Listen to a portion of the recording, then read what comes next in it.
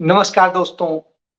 कभी मुफलिसों का भी घर देख लेना, बदन नंगे भूखे उधर देख लेना। तुम्हें हो मुबारक चुनावी संवर ये, मगर जीत कर एक नजर देख लेना। गरीबी मिटाने की कुव्वत अगर हो, गरीबों की जानिब जफर देख लेना। प्रदीप तिवारी जी की ये पंक्तियां हैं और इन पंक्तियों से अपनी बात शुरू कर रहा हूं।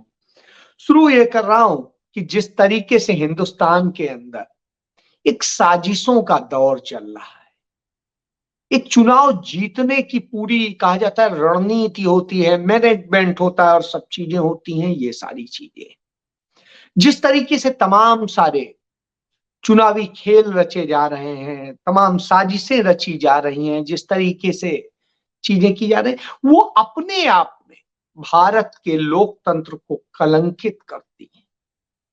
इन्हीं खेलों के बीच में एक खेल का जिक्र करूंगा।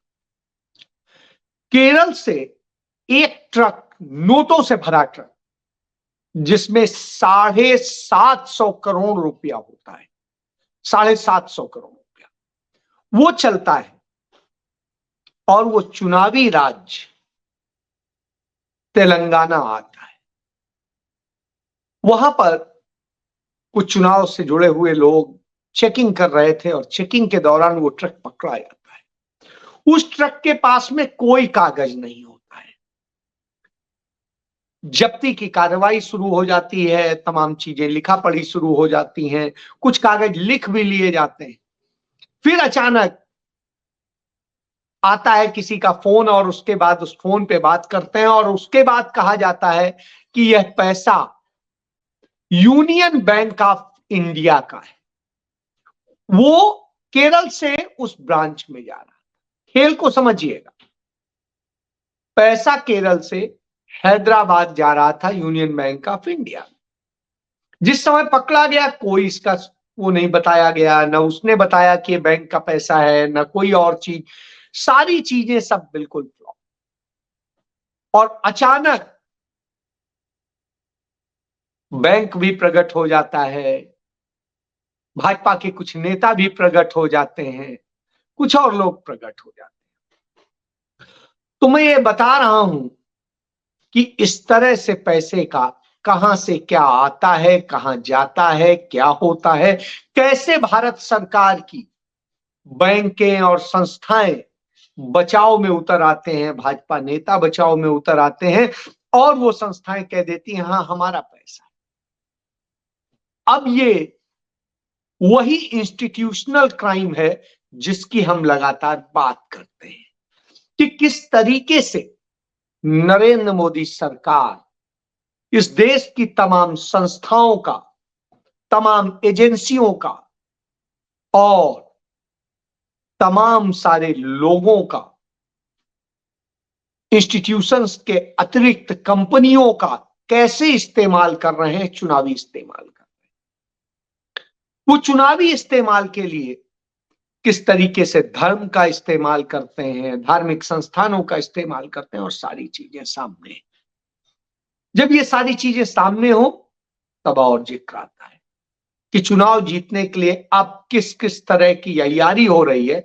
इसके लिए पक्ष और विपक्ष दोनों को सावधान रहना। पक्ष को अपनी छवि बचाने के लिए और विपक्ष को अपनी जीत बचाने के लिए। चलिए एक और जिक्र कर लेता हूं, वो भी प्रधानमंत्री से ही जुड़ा है। पीएमओ के आठ लोग इस देश के अंदर पीएमओ के ऑफिसर्स बन करके लूट कर रहे थे, ठगी कर रहे थे और तमाम सारे प्रोटोकॉल ले रहे थे। उनके साथ में बहुत सारी चीजें लगी हुई थी, स्टेट्स ने उन्हें दे भी रखा था, सेंट्रल गवर्नमेंट की तरफ से भी दे रखा गया था और तमाम लेटर्स जारी हुए थे।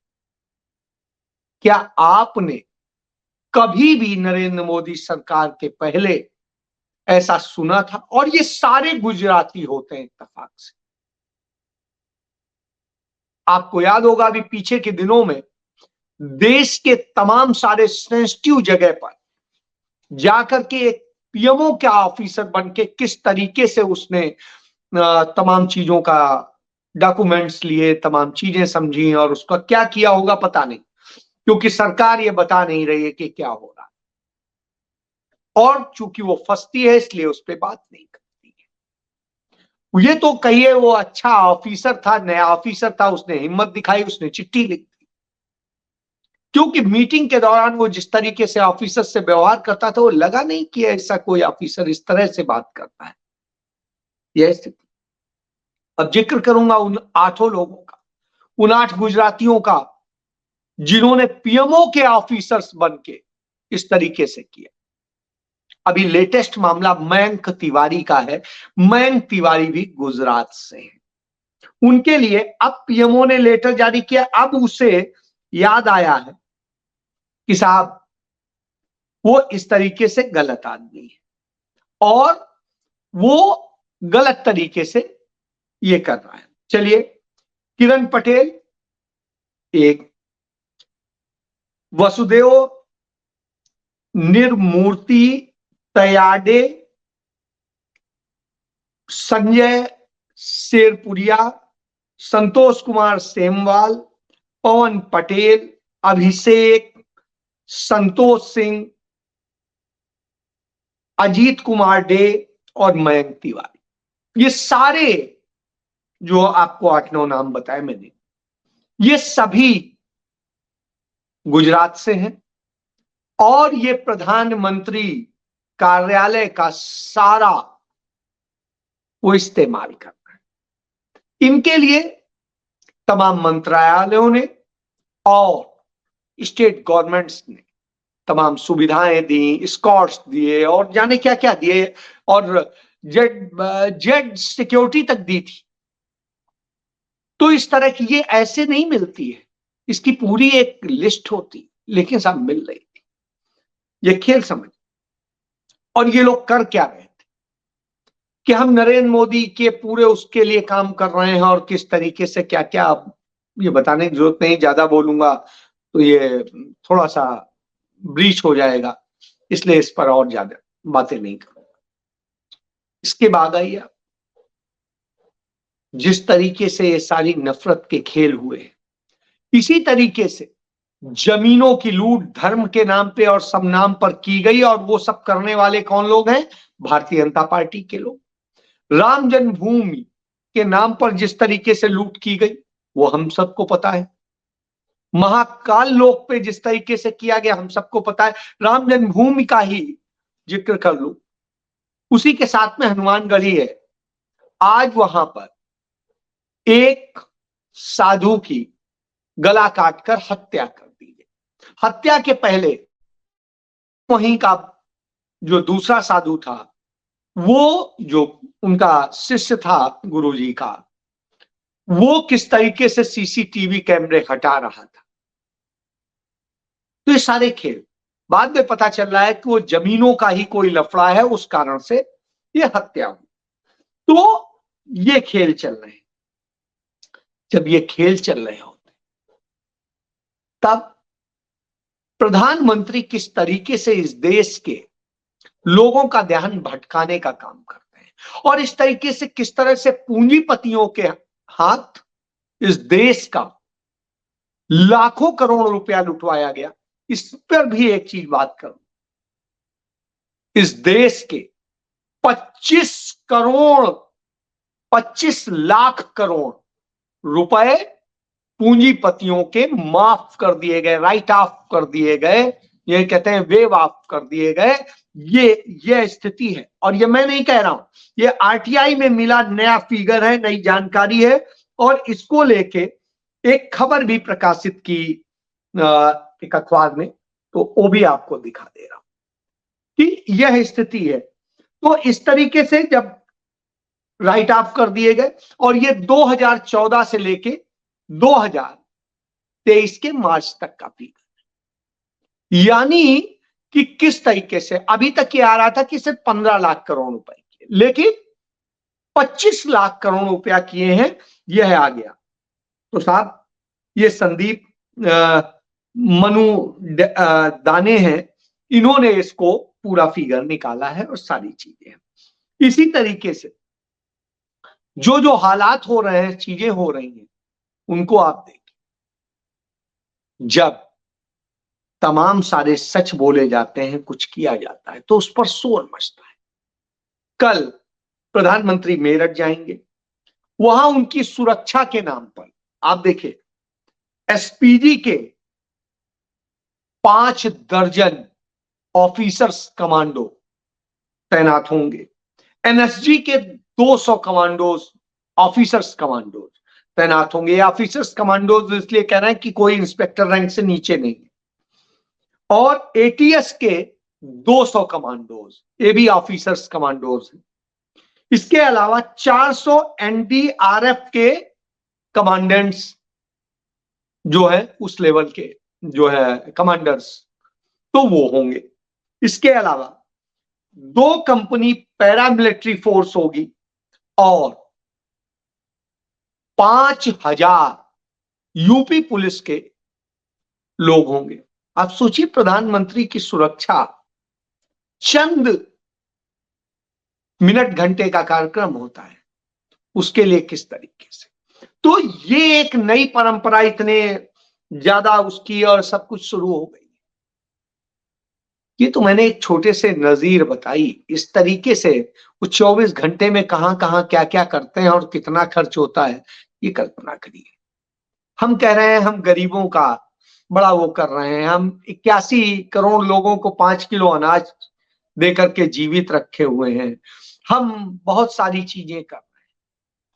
साहब, सिर्फ आप इन्हीं चीजों में कटौती कर दीजिए, ये चोरी बंद कर दीजिए, ये चुनावों में जो इतने ये काला धन जिस तरीके से कैसे आप एडजस्ट करते हैं और कैसे अब आपने बड़ा इंस्टीट्यूशनल तरीका अपना लिया है कि कैसे बैंकों के जरिए क्या पैसा वहां कैश भिजवा दिया जाएगा और क्या होगा। तो ये पूरे खेल को समझने की जरूरत है, और जब इसको समझेंगे तो आपको पता चलेगा कि क्या क्या होगा। यही रोक दीजिए तो इस देश के लोगों को राहत मिल जाएगी। राहत देने का जो काम है वो तो आप कर नहीं पाते। आप सिर्फ विज्ञापनों पे जीते हैं, आप किसी और चीजों पे जीते। आपका पूरा खेल इस पर चलता है, और जब इस पर चलता है तो इस देश के लोगों को कुछ हासिल नहीं होता। वो सिर्फ मोदी जी करते रह जाते। और यही वजह है कि इन 9.5 साल में इस देश के लोगों को कुछ हासिल नहीं, उनका छिनता चला गया है। परिवार छिने, लोग छिने, तमाम सारी आपदाएं आ गई, चीजें हुई, रेलवे का वो। और जिस तरीके से कोयला और रेल और सारे घटनाएं हो रही हैं, आप कल्पना करेंगे।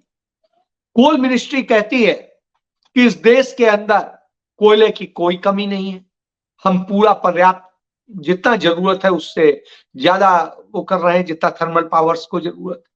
थर्मल पावर्स को 302 जो है मेट्रिक टन की जरूरत है, और भारत में जो उसका उत्पादन कर रहे हैं वो 500 कुछ का कर रहे हैं। फिर आखिर क्यों ये जबरदस्ती की गई कि आपको इंपोर्टेड कोयला लेना है। इस देश के अंदर सिर्फ 15 थर्मल पावर स्टेशन ऐसे हैं जो बाहर के कोयले से चलेंगे, बाकी के वो इंडिया के कोयले के हिसाब से ही उनकी मशीनरी डेवलप की गई है। फिर ये कोयला डलवा करके क्यों नुकसान कराया जा रहा है, क्यों ये महंगा लिया जा रहा है। रेल मिनिस्ट्री कहती है कि हमने पहले से ज्यादा परिवहन दिया कोयले के लिए। तो जब परिवहन ज्यादा मिला, फिर क्यों बिजली मंत्रालय कहता है कि कोयले की कमी हुई, इसलिए हम उत्पादन नहीं कर पाए और बिजली के दाम बढ़ा दिए क्योंकि महंगा कोयला लिया। हुजूर, पूरे खेल को देखिए, कोयला जितना जरूरत है उससे ज्यादा है, सारी चीजें हैं, सब कुछ होने के बाद, और सब कह रहे हैं हम ज्यादा ज्यादा कर रहे हैं, तो फिर जा कहां रहा, किसका कोयला कहां खपत हो रही। और इस देश के अंदर तकरीबन 50% थर्मल पावर स्टेशंस बंद कर दिए गए या बंद है, और उसकी बजाय प्राइवेट कंपनियों से बिजली खरीदी जा रही है। भाजपा शासित राज्यों में सबसे ज्यादा ये खेल चल रहा है।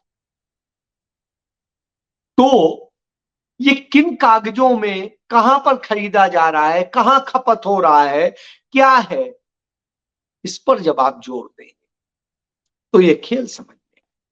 इसीलिए राहुल गांधी उस पर सवाल उठाते हैं। जब वो सवाल उठाते हैं तो सरकार बिलबिला उठती है। राहुल गांधी तेलंगाना में वो तमाम चीजों को लेकर के बता रहे हैं कि कैसे कैसे क्या खेल हो और किस तरीके से बीआरएस और ओवैसी की पार्टी और उसके अलावा भारतीय जनता पार्टी मिल के खेल कर रहे हैं। और यही बात उन्होंने कर्नाटका में कही थी, कैसे देवेगौड़ा बीजेपी के साथ मिलकर काम कर रहे हैं। अब ये बात साबित हो गई चुनाव के बाद। देवेगौड़ा की पार्टी ने जाके बीजेपी के साथ गठबंधन कर लिया। यही चीज आपको इस चुनाव के बाद में दिखाई देगी कि बीआरएस जाके उनके साथ खड़ी हो जाएगी। ओवैसी की पार्टी दिखाई नहीं देगी, उसको तो भेजा ही जाता है तमाम राज्यों में कि आप जाओ लड़ो, आपकी सारी फंडिंग होगी, आप जितना लड़ोगे उतने वोट काटोगे और वो वोट जो काटोगे वो उस पार्टी के होंगे, कांग्रेस पार्टी के होंगे, जिससे कि उनको हार मिलेगी। और यही बिहार में हुआ। इसके कारण बिहार में 15 सीटें कांग्रेस हारी थी।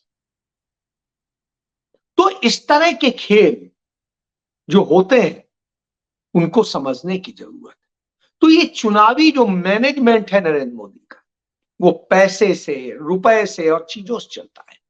लेकिन राहुल गांधी उसका खुलकर विरोध करते हैं।